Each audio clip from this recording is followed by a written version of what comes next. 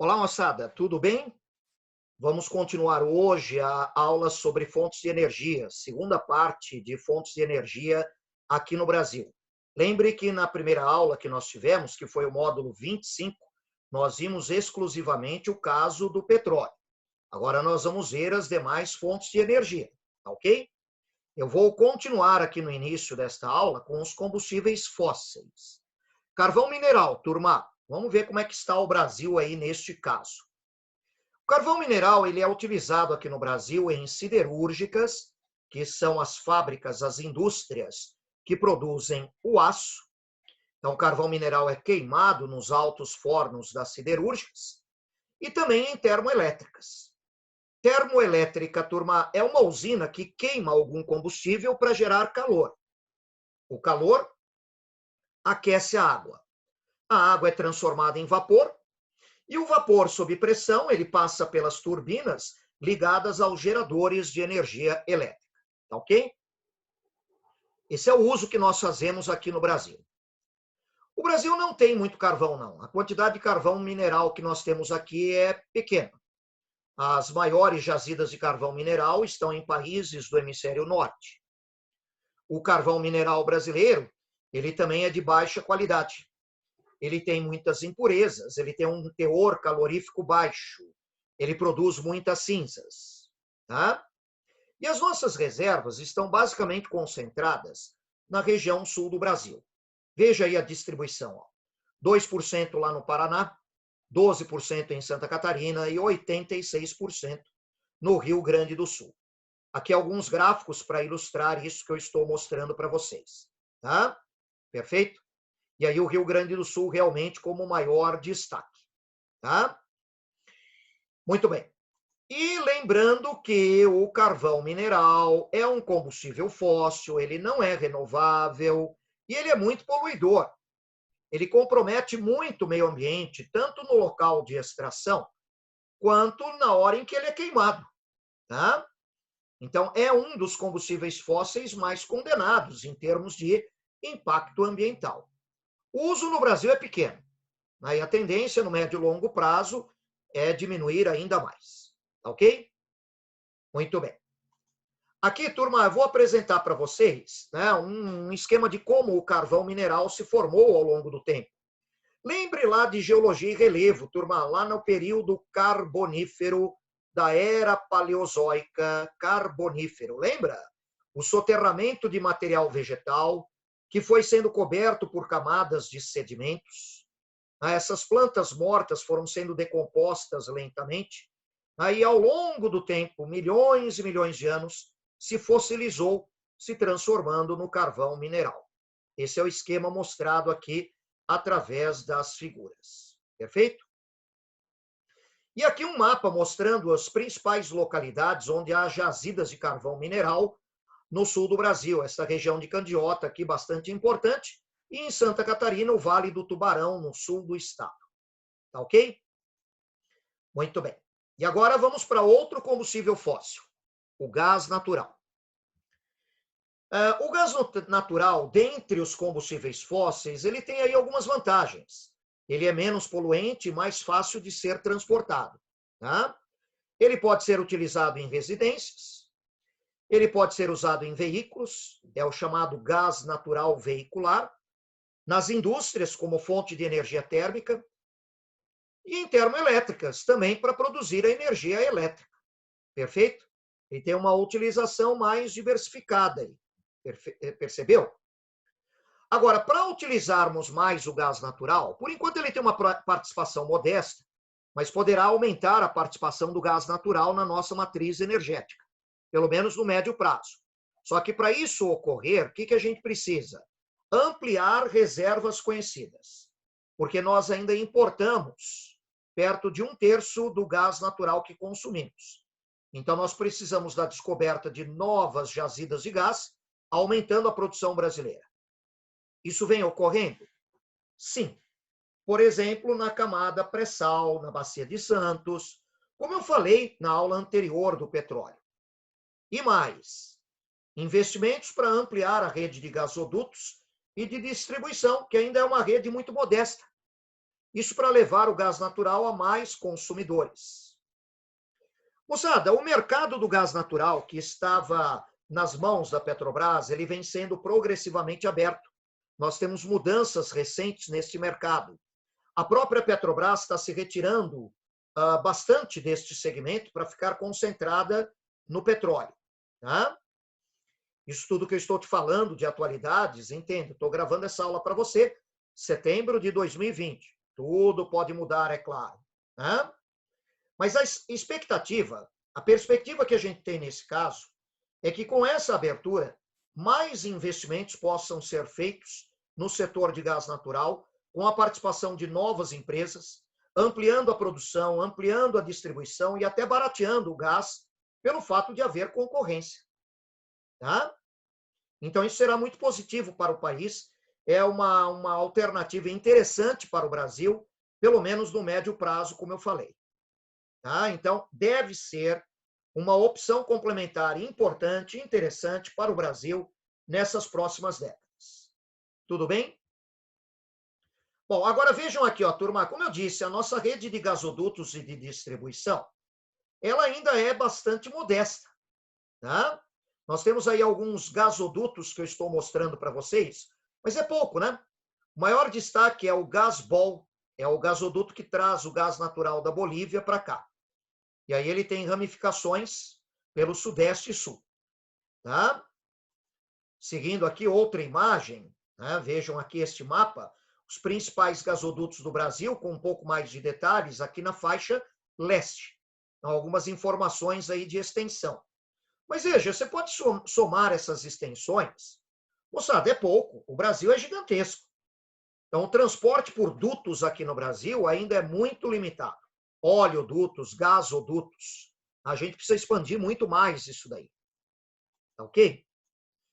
Aqui, turma, mais uma vez, né, você tem aí informações de gasodutos e a origem do gás natural importado pelo Brasil. A principal origem é daqui da Bolívia para cá. Tá? Perfeito? Mas há da Argentina também. Muito bem. Seguindo, turma, aqui uma imagem mostrando a implantação de um gasoduto, né, para o transporte do gás natural. Às vezes tem que vencer distâncias enormes, atravessar áreas de rios, né? Então é realmente uma obra de grande porte, uma obra que tem um valor, um custo elevado, mas muito útil, né? Muito interessante, porque uma vez implantado o gasoduto, o custo do transporte é muito baixo. Tá? Feita a infraestrutura, o custo para transportar depois ele é baixo. Perfeito? Muito bem. Agora vamos passar para biomassa.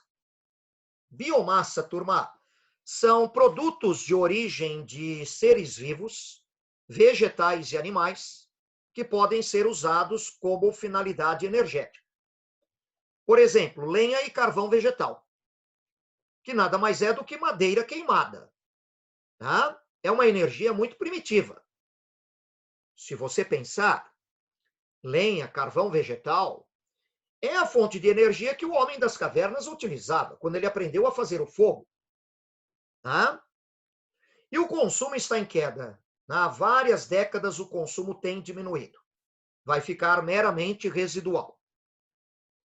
Tem o caso do gás metano, o gás que se desprende do lixo em decomposição, lixo e de dejetos animais. Aqui no Brasil, o uso do gás metano para ser utilizado na produção de energia elétrica, por exemplo, ainda é muito pequeno. Muito pequeno. Vem aumentando, né? Mas é bem reduzido. Tá ok? Cana. A cana-de-açúcar ela pode ser usada como fonte de energia de duas maneiras.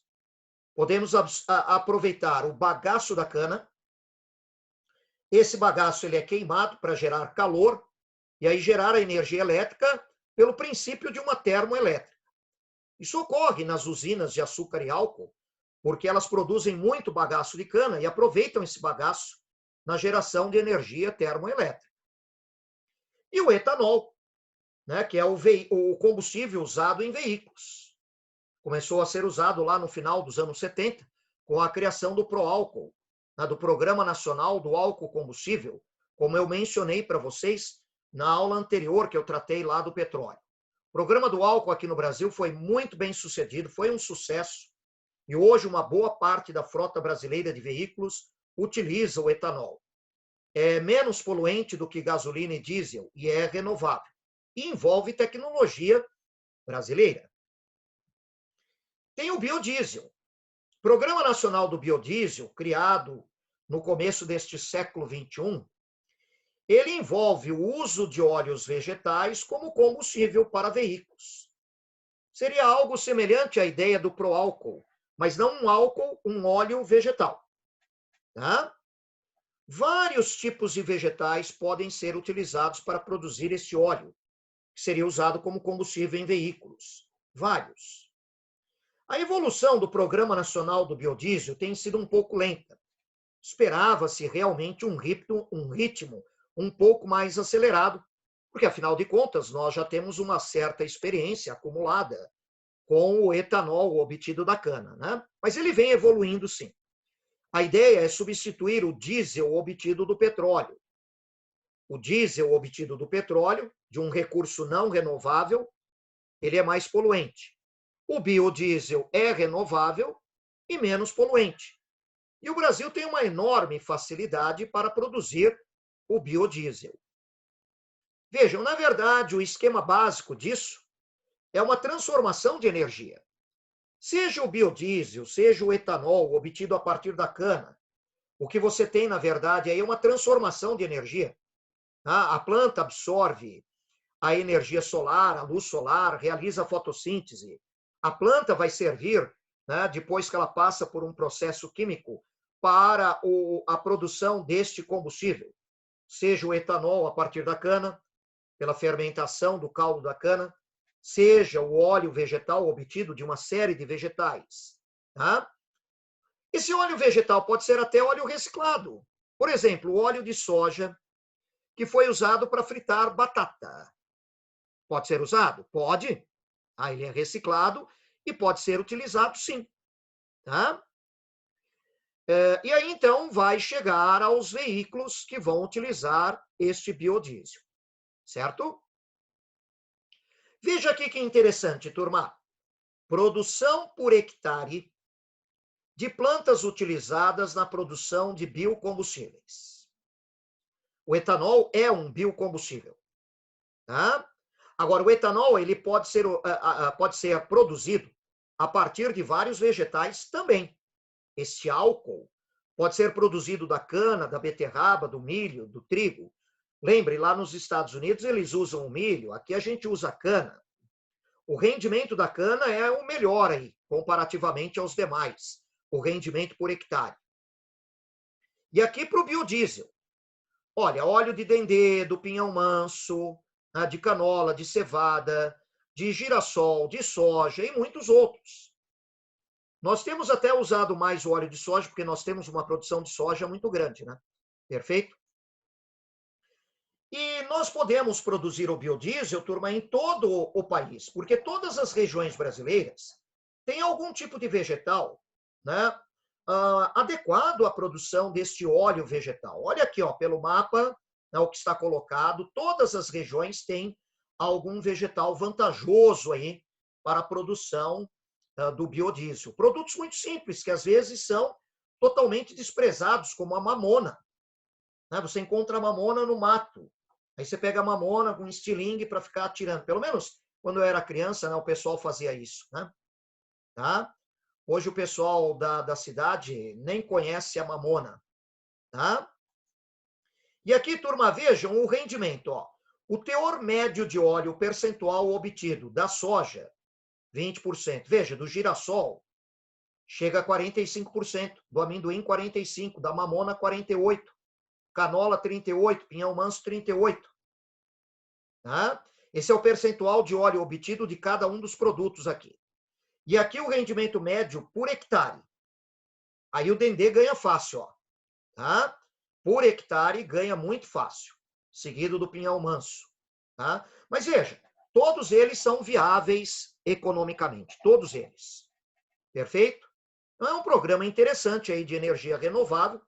tecnologia nacional, a gente tem enorme facilidade de produzir e uma atividade com um grande potencial também de gerar empregos. Tá? Muito bom. Hidroeletricidade. O Brasil é craque nisso daí, o Brasil é forte. O Brasil tem um dos maiores potenciais hidroelétricos do mundo. Estamos utilizando mais ou menos metade desse potencial. Temos ainda mais metade para aproveitar. Sendo que, nas bacias do Paraná e do São Francisco, esse potencial está quase esgotado. São as duas bacias mais utilizadas para a geração de energia hidroelétrica. São as duas bacias com maior número de usinas hidroelétricas. E temos ainda um potencial muito grande para usar na bacia do Amazonas, do Tocantins e do Uruguai. E vamos utilizar, vamos, sim, ampliar esse uso. O Brasil tem grande know-how nesse setor. O Brasil tem grande experiência nesse setor. Né? O Brasil sabe empreender em termos de energia hidrelétrica. Portanto, seria uma grande besteira não usar mais esse potencial, né? É uma vantagem para o Brasil. Agora, quanto mais distante dos centros de consumo nós implantamos uma usina hidrelétrica, quanto mais longe está essa usina hidrelétrica do local de consumo, como, por exemplo, bacia do Amazonas, bacia do Tocantins, mais extenso é o linhão de transmissão de energia que a gente tem que implantar para levar a energia até o centro de consumo. E esses linhões de transmissão de energia são caros. Nós temos linhões aí sendo implantados de 1.500, 2.000, 3.000 quilômetros de extensão. Tá? Obras caras. E também, nesse caso da energia hidrelétrica, há um debate importante também do que é mais interessante para o Brasil. Usinas com reservatório ou sem. Nós já tivemos módulos anteriores em que eu tive a oportunidade de te apresentar esta realidade. Uma usina com reservatório, ela alaga uma área grande. Ela aumenta o impacto ambiental e social. Mas ela produz mais energia durante boa parte do ano. Já uma usina sem reservatório, que vai trabalhar apenas com a água que passa pelo leito do rio, ela não vai ter produção de energia em grande escala o ano todo. Porque na época de vazantes, quando o rio tem menor volume de águas, diminuirá, é claro, a produção de energia por parte da usina. Só que como ela não tem o reservatório, ou ele é pequeno, o que isso significa? Menor impacto ambiental e social. Então, na verdade, talvez seja uma questão de analisarmos local por local, porque o Brasil é muito grande, de realidades diferentes. Então, analisarmos local a local para verificar o que é mais interessante implantar naquele local, com reservatório ou sem. Tá? Perfeito? Aqui, turma, nós temos um mapa de linhões de transmissão de energia pelo país. Veja que o Brasil inteiro ainda não está interligado. Tá?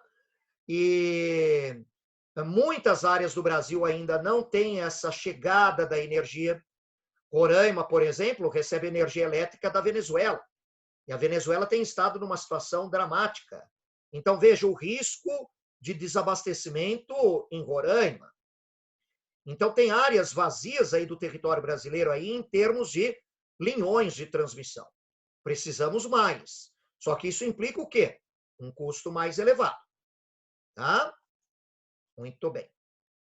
Aqui um esquema de como é uma usina hidrelétrica por dentro.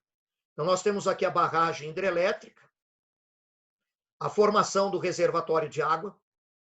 A água, então, a água acumulada em energia potencial, tá?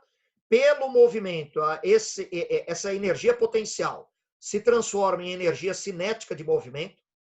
A água passa pelas turbinas da hidrelétrica, as turbinas giram e elas têm o eixo ligado aos geradores que promovem a formação, a produção da energia, né? Tem o transformador e aí segue pelo linhão de transmissão até o centro de consumo.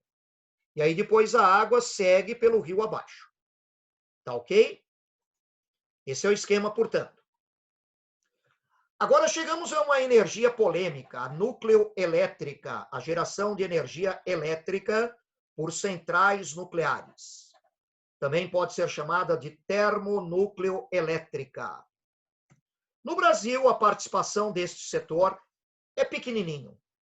Nós só temos 2 usinas nucleares em funcionamento, ambas lá em Angra dos Reis, na praia de Itaorna, Angra 1 e Angra 2. Angra 1 é um projeto um pouco mais antigo, né? Foi comprada da empresa Westinghouse, norte-americana.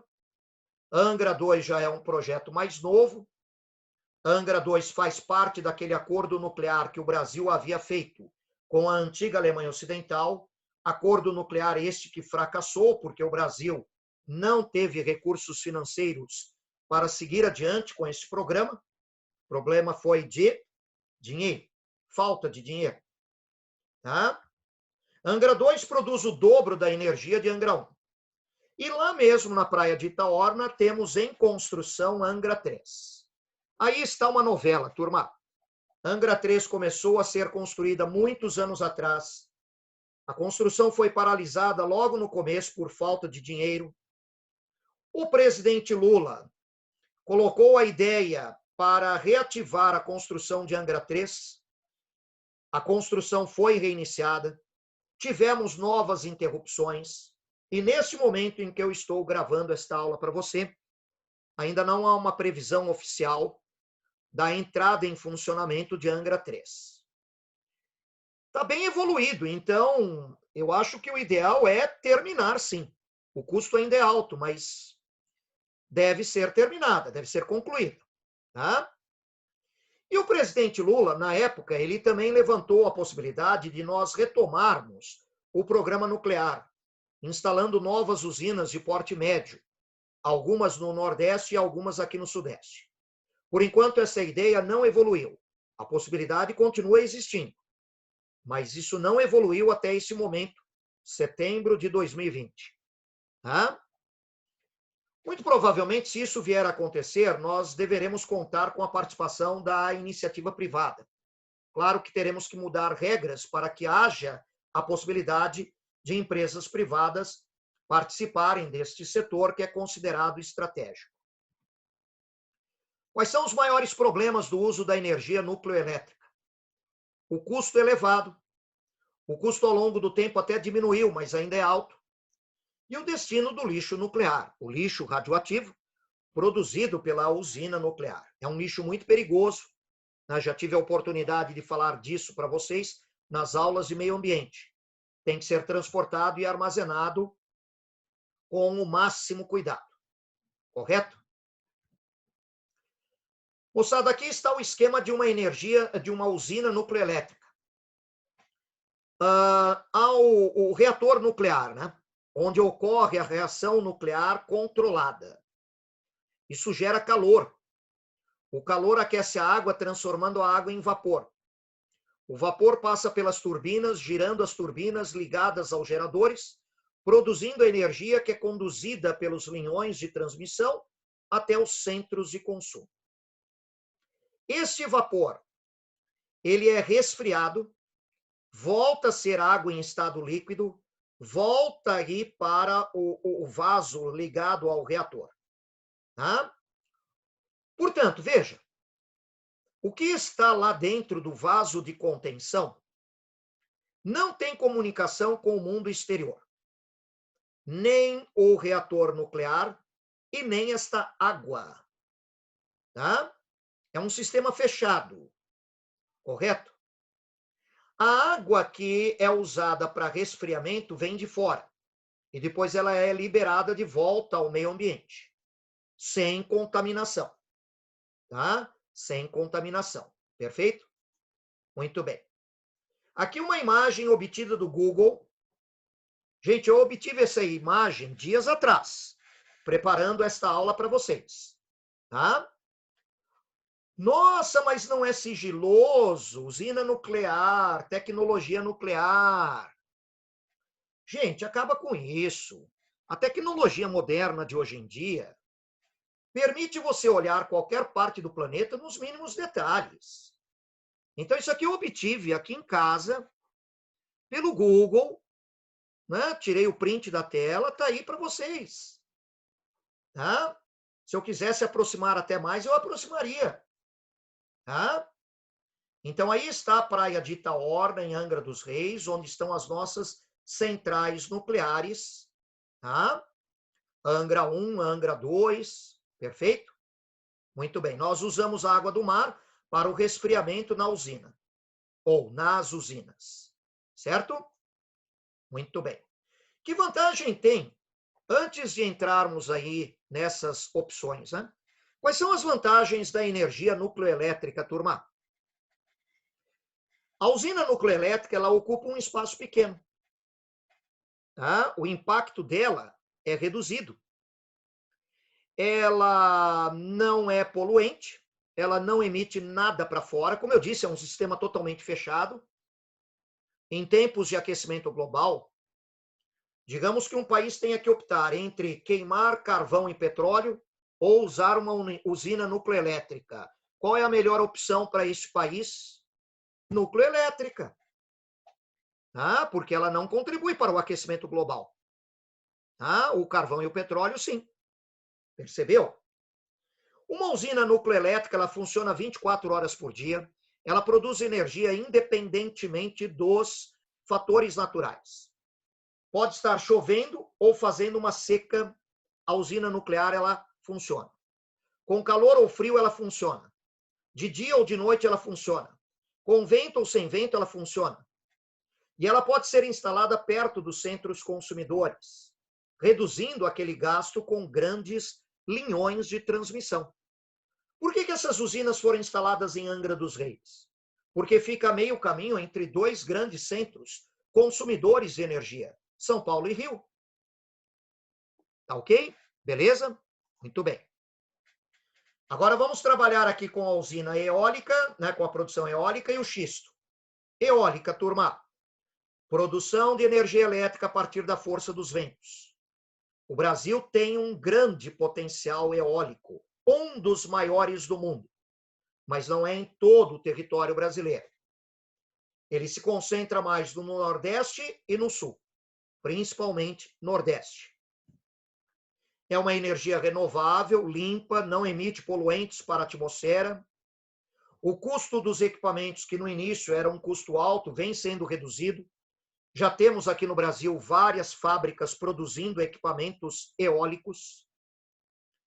Nós estamos implantando novas usinas eólicas, chamadas de fazendas eólicas. E como nem sempre o vento está perto do local de consumo, né? Ele pode estar longe também. Também aí no caso nós precisamos de linhas de transmissão para levar a energia elétrica produzida pela usina eólica até o centro de consumo. Tá ok? Isso também vem sendo feito. Então, turma, a participação da energia eólica aqui no Brasil vem crescendo rapidamente. Rapidamente. Tá? E com absoluta certeza, até o final desta próxima década, até 2030, 2035, a geração de energia elétrica por eólica já vai ter uma participação muito importante aqui no Brasil. Bem significativa. E o xisto? Combustível fóssil, turma. Xisto pirobetuminoso. Uma rocha sedimentar estratificada em muitas camadas, e em meio a essas camadas, material orgânico decomposto, uma espécie de um betume, de um óleo muito viscoso. A extração do xisto é um pouco complicada. Tá? As técnicas são um tanto quanto complicadas, e o xisto ele pode ser usado para derivados semelhantes ao petróleo. Você pode obter óleo e gás de xisto.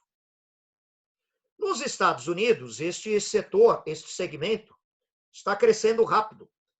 Eles têm grandes reservas de xisto e eles conseguiram desenvolver tecnologias barateando o custo do óleo e do gás do xisto. Serve como substituição ao carvão, serve como substituição ao petróleo importado. Então, lá para a realidade dos Estados Unidos é algo interessante. Tá? E o xisto lá ele é encontrado em muitos estados norte-americanos, portanto, permite a produção em muitas áreas. O Brasil também tem grandes reservas, só que a nossa produção, por enquanto, tem sido mais experimental e não em caráter comercial. E os ambientalistas não gostam do xisto. Por quê? Porque o risco de contaminação ambiental na extração do xisto é alto. E além do que, turma, é um combustível fóssil. Na hora que você for queimar o gás ou o óleo de xisto, você também vai emitir poluentes para a atmosfera. Né? Então, ambientalistas realmente não acham que o xisto seja uma boa alternativa.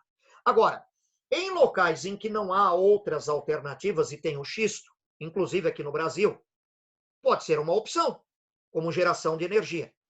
Ou então, para o Brasil vender o óleo e o gás do xisto para quem precise importar. E aí a gente ganha dinheiro com isso. Agora, não esqueça que a médio e longo prazo, em virtude da preocupação com o aquecimento global, a tendência é que o uso de combustíveis fósseis diminua. Perfeito? Muito bem. Eu não morro de amores por isso, não. Eu não acho algo interessante. Tá? Bom, aqui nós temos, olha, velocidade dos ventos pelo Brasil. Então, pode ver que aqui no Nordeste o potencial é bem maior. Né? Agora, há partes do Brasil em que o potencial é menor. E aqui uma imagem ilustrativa, né? De um equipamento de usina eólica. Gente, isso aqui é impressionante. Olha o tamanho do ser humano perto do equipamento eólico. A ponta da hélice lá no alto, hoje chega a mais de 150 metros de altura em relação ao solo. São equipamentos enormes atualmente, enormes. Tá? E aqui do xisto, turma, mostrando que o Brasil tem a 10ª maior reserva mundial de xisto. As maiores estão na China e Estados Unidos. E aqui distribuição de locais onde podemos encontrar o xisto. Tá ok? Muito bem. E aí, então, exercícios, turma. Um módulo longo, realmente, né? Várias fontes de energia que nós analisamos. A hora de você ler o seu material aí na apostila do objetivo e tentar, então, fazer as questões. Tá? Aí estou abrindo parte das questões. Tá ok? Tente fazer os exercícios. É importante para você praticar. E aqui as demais questões desta aula aí. Tá ok, turma? Estou abrindo aqui para vocês. Certinho? Fontes de energia é um assunto importante para vestibular, assim como eu havia dito também para vocês sobre energia, sobre meio ambiente. Né? Então, estude com carinho aí, com muita atenção, estes módulos aí. Beleza?